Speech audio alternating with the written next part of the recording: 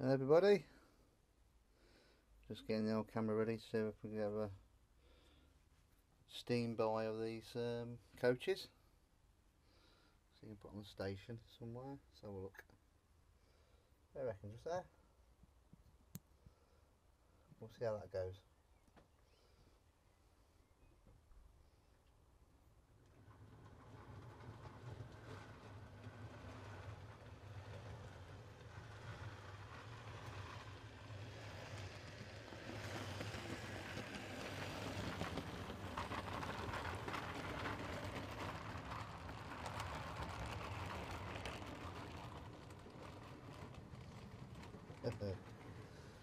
I will swap the wheels on then coaches. They're a bit plasticky and they're struggling a little bit, but we'll get it sorted. There's the old lineup of the engines down there now. Seem a lot better now. Well, pretty good, don't they? Well, pretty darn good.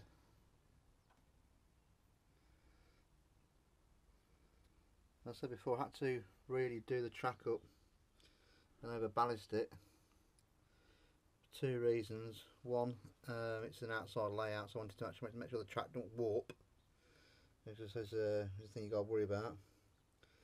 And also, these two sections here got a bit of a history with them. I don't know if you remember a series called Toy Stories, which was done by James May from Top Gear fame, when he tried to get the Flying Scotsman along a 10-mile track, but in model. Well, that section there, that one there, and those two there are actually from that that day. And I've also underneath the tunnel there is all that track. So all the way running from that side, all the way down, and here is actually from the Top Gear track day. It was from the supplier that actually supplied James May with all the rail. Then the unfortunate thing was it's Hornby track, and believe it or not, when I started to actually put it down, and I had only a limited time to do this because my father was ill and I wanted to get it done just in case anything happened, but obviously it didn't, thank God. But you know, I want to get this finished. The rails here start to come away from the sleepers. Absolutely shocking. Again, Hornby track, it's, you know, they really should know better by now. I mean, they've been doing this for like, what, 30, 40, 50 odd years, and they still can't produce decent track, and it's absolutely shocking, it really is. The rest of it, luckily, is all Pico Code 100. But just those two sections odd here, because I couldn't find any of the Pico set track that was actually non-flexible. I wanted non-flexible on here. Again, to stop any warping and this, that and the other. But to say, like, it's Hornby track, I'm afraid, sorry, but it's bloody garbage. But there's part of it there. I chopped the bleeder up because it's absolutely that bad. But in one respect, it actually made it look like a bit more realistic. I had to go down the sides there, obviously, make sure the coaches and trains have got the clearance. But as you just heard on there, some of them Lima ones, their flanges on their wheels just catch every now and again, so I might have to just go down with a scalpel or a small knife and just run that along there again, just to make sure they do have clearance. I mean, the mainline ones are fine, they miss it every time and do the Batman. But I think the Hornby and the Lima must have slightly longer flanges on the actual wheels, and they're just catching the stones every now and again, so that's something to keep me occupied through the summertime. Luckily there's only this section along here, all the way along the other side of the layout, because underneath the tunnel it's all clear, there's nothing underneath that. Oh, look at that, a derailment! Ah, look at that. I thought I heard it coming off the track. Little beggar. Don't like being double-headed, they don't, with a small engine and a tender. Especially when they start to jump and it starts to push them off.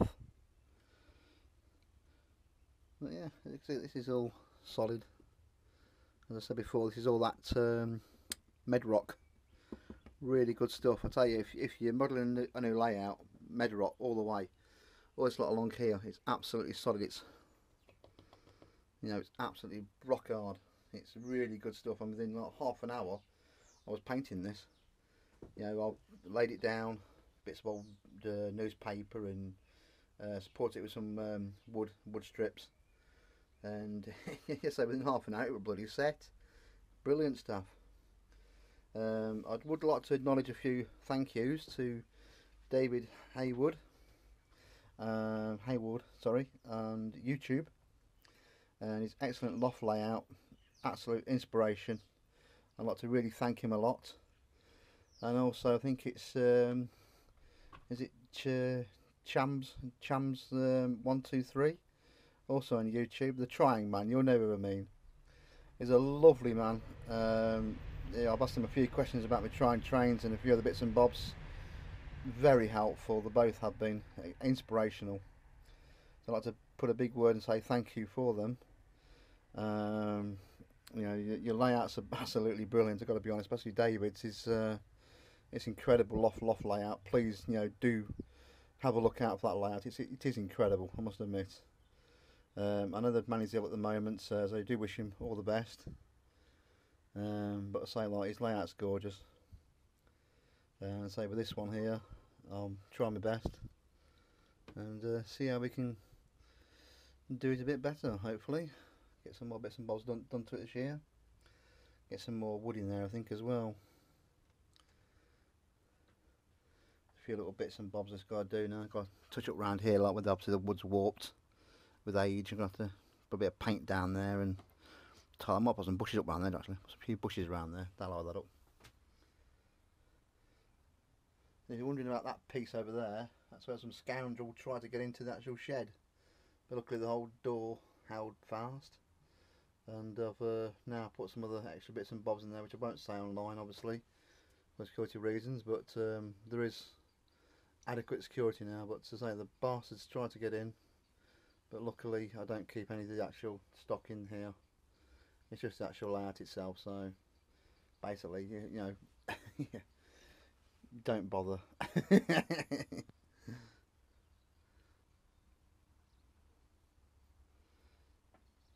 I will be doing some more of the detailing on some of these down here.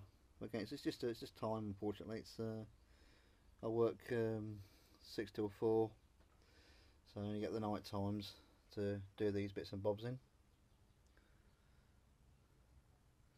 A lot of the actual buildings themselves are all Scaledale or Metcalfe. Like these here, these locks. It's actually 2 locks there of the Scaledale series. One there and the other one up there. The end one I just built up with some wood and an N-gauge tunnel mouth just down there. The rest of it's all either ratio metal fences or pico fencing, or odds and scraps from bits and bobs. I mean, over here, all this pipe work here, that's a tank wheel again. That's the actual pieces, actual plastic that surrounds the models going across there. I couldn't think of anything to put over that tunnel mouth, so I thought, ah, sod it. So there's a torpedo there, as you can see. It's a good little gas canister. So you got a torpedo, you got some old bits of plane kits and a few other bits and bobs. Just add a little bit of extra, you know, fun to the layout. Now the actual mixture of this is not just a single scatter. There's about 20 different scatterings on this, and there's all different types as well. When I made it, I've done a first layer of green, then brown, then another green, and then just kept building it up and up and up and up and up. Then mix a load up, put it in clumps, and stuck it all down as clumps. So hopefully it looks quite realistic as well. The snow is Warhammer, the Warhammer 4000 D&D type snow that they use. And I put some of that on the actual lakes as well, make it look a bit more like it's frosted. So yeah, it's quite good. Along here, I was going to put in a tramway, but it didn't work out. So that's why I got the lake for here. But underneath this tunnel, there's actually a hidden fiddle yard, which is still there. I kept it in there. just for emergencies basically. There's about three tracks in there. So there you go. I will put the Airfix coaches on next before we go in, because it's getting a bit cold outside, I must admit. So back in the tick.